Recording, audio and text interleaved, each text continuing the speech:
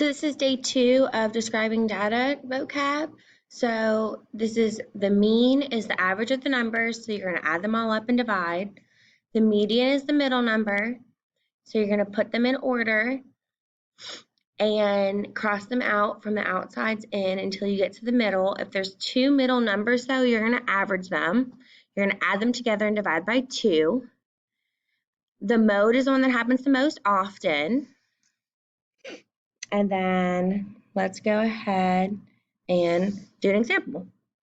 So Fiona has the following test scores in her math class. Find the mean, median, mode of the test scores. So the first thing you want to do is put them in order from least to greatest. So let's go ahead and do that first. So 72,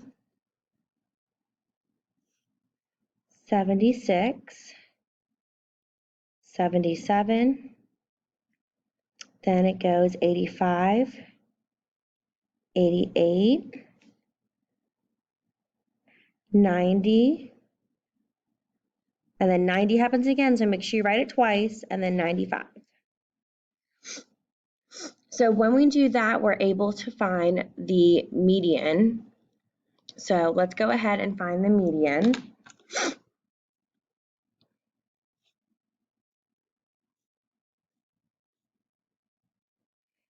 Okay, so there's 2 middle numbers, so we're going to have to add them together and divide by 2.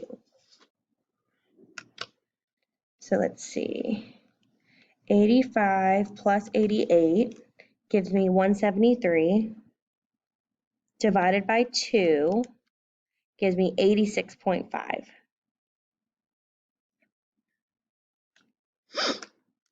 Okay, to find the mean, you have to add them all up.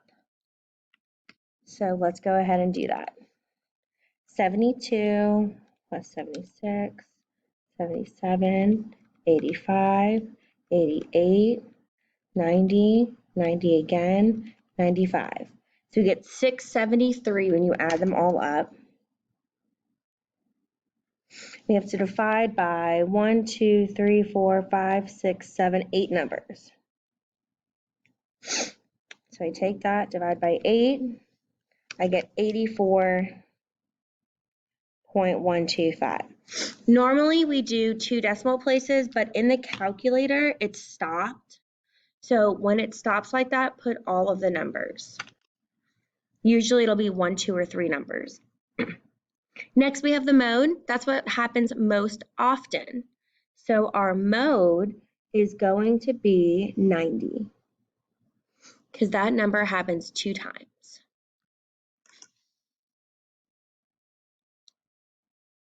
Okay, the next part is the max and min. Remember, the maximum is your largest number and your minimum is your smallest number. If we look at the numbers above, our minimum was 72 and our max was 95. The range is the difference between the max and the min, so remember, you always do the max minus the min. Okay, max minus the min. So this is never going to be a negative number. It should always be positive. Okay, so this question is the exact same question we worked on above. So we already have it in order.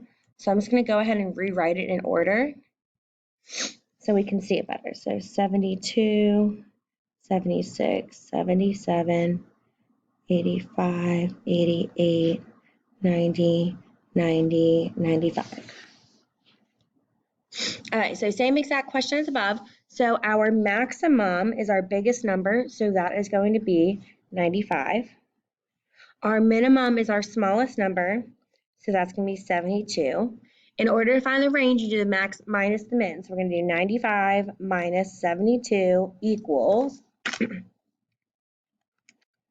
23. So 23 is our range. Okay, so on this back part, this is newer. So make sure you pay attention. So the lower quartile is the median of the lower half of the data set. So it's the middle number for the lower half of the data set. So how are we going to find it? You're going to have to put the numbers in numerical order. So that means from least to greatest. Divide the set into two halves, the lower and the upper set. Lower half and the upper half. And then you're going to find the median of the lower half. This value indicates the lower 25% of the data. That means that 75% of all data is greater than this value. So using her test scores again, so we have to put them from least to greatest. So 72, 76, 77, 85, 88, 90, 90, 95. I wrote a little too big. That's okay. All right, so we need to split this in half. So there's 1, 2, 3. Here are the middle 4, or the middle 2, sorry. And we're going to split it directly in half. So this is the lower, and this is the upper. Okay, so the lower is the Q1. So we split it in half. We have a lower and an upper, and now we need to find the median of the lower, which means the middle number. So right here is where the median is going to be. So I have to add 76 and 77 and divide by 2, which should give you 76.5. Okay, for the upper is similar, you're finding the median of the upper half. So you're putting the numbers in numerical order, and you're dividing the set into two halves, the lower half, the upper half, and then you're finding the median of the upper half. Okay, this value indicates the upper 25% of the data. That means that 75% of the data is less than this value. So these numbers are the same as these numbers. So we already have the upper half. So right here is where the median is going to be between the 90s. Well, 90 plus 90 divided by 2 is still going to give us 90. If you're not sure, you can always stick it into the calculator.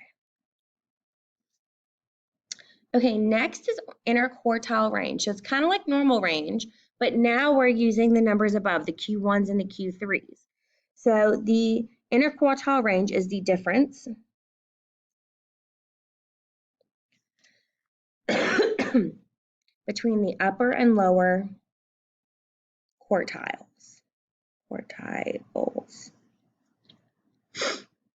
So how do we do it? First, you have to find Q1 and Q3 of the data set, and then you need to subtract Q1 from Q3. So you're doing Q3 minus Q1.